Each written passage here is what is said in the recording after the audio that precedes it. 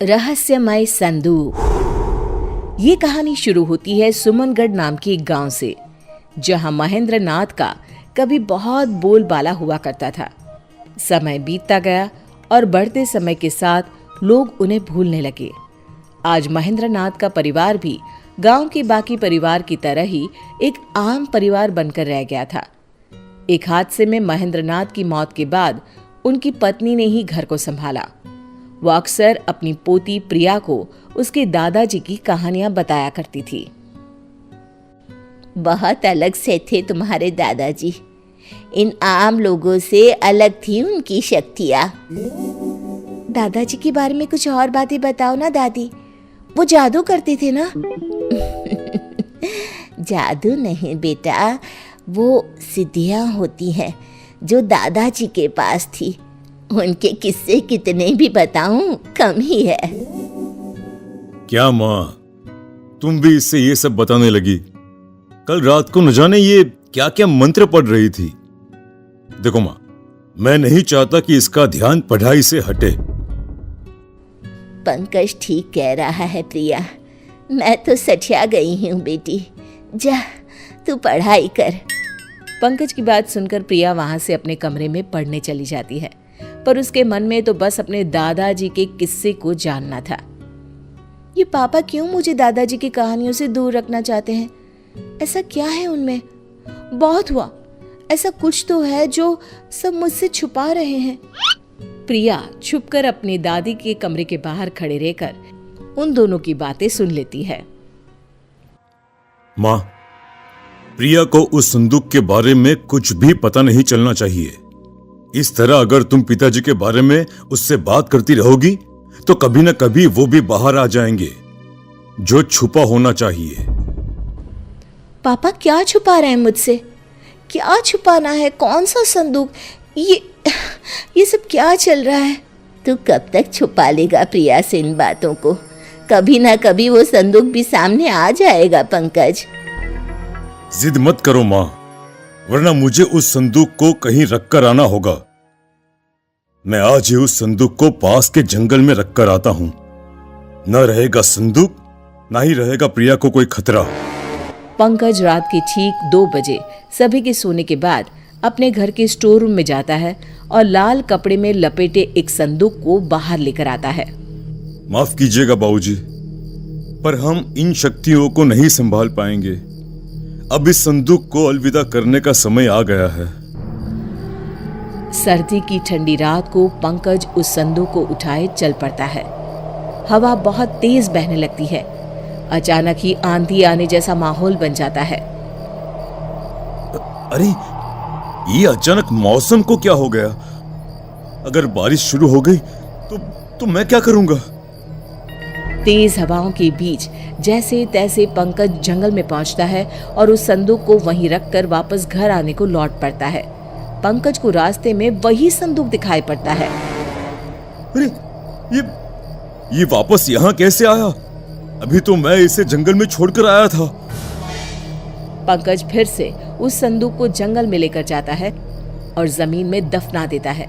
इस बात से अनजान की प्रिया उसका पीछा कर रही है। पंकज संदूक को दफनाकर निश्चिंत होकर घर वापस आकर सो जाता है। तो इस संदूक को मुझसे छिपाना चाहते थे पापा। लगता है इसमें कोई खजाना है।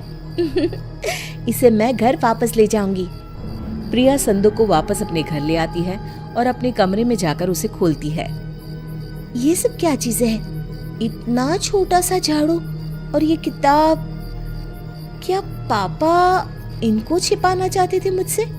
ओहो, बेकार में इतनी सर्दी में जंगल से इस संदूक को मैं ले आई। कल ही वापस रखाऊंगी। ये कहकर प्रिया सोने चली जाती है। वो जैसे ही आंखें बंद करने वाली होती है, किताब में से एक तेज रोशनी बाहर आती है। झाड़ू खुद ब खुद हवा में उड़ने लगती है। ये सब क्या हो रहा है? किताब में से रोशनी के साथ साथ कई अक्षर हवा में उड़ने लग जाते हैं। कब से अपने मालिक की तलाश कर रहा था मैं। तुम मिल ही गई मुझे प्रिया। प्रिया की आंखों के सामने सभी अक्षर उसके दिमाग में चले जाते हैं। किताब अपने आप बंद हो जाती है। झाड़ू एक छोटा सा डिब्बा बन जाता है और प्रिया की आंख लग जाती है। अगली सुबह। कल रात जो भी मैंने देखा वो मेरा सपना था या हकीकत? तभी कमरे में बैठी हुई प्रिया को दूसरे कमरे में अपने दादी और पापा की बातें सुनाई देने लग जाती है। मैं यहाँ बैठे हुए कैसे सब कुछ सुन पा रही हूँ? ये कैसे हो सकता है? तभी अचानक से प्रिया को अनजाने साए दिखने लग जाते हैं। हमें बचाओ प्रिया, हमें बचाओ। कौन हो तुम लोग? नहीं नहीं, मुझे छोड़ दो। प्रिया की आवाज सुनकर शोभा और पंकज उसके कमरे में आते हैं, पर उन्हें वहां कोई नहीं दिखता। क्या हुआ प्रिया, तुम ठीक तो हो? पापा, मुझे बचा लीजिए। मैं कल वो संदूक अपने साथ ले आई थी। मुझे अब यहाँ पर अजीब से लोग दिखाई दे रहे हैं जो मुझसे मदद मांग रहे हैं। मैं ये जानता था, इसीलिए तो ये सब तुझसे छुपाया मैंने। तेरे दादा यानी मेरे पिताजी महेंद्र नाथ ने लोगों की मदद करने के लिए कई सिद्धियां ली। उन्होंने अपने बारे में तो कभी सोचा ही नहीं। कई अतृप्त आत्माओं को आजाद करवाने में और कई मजबूरों की मदद करने में ही उन्होंने अपना जीवन लगा दिया।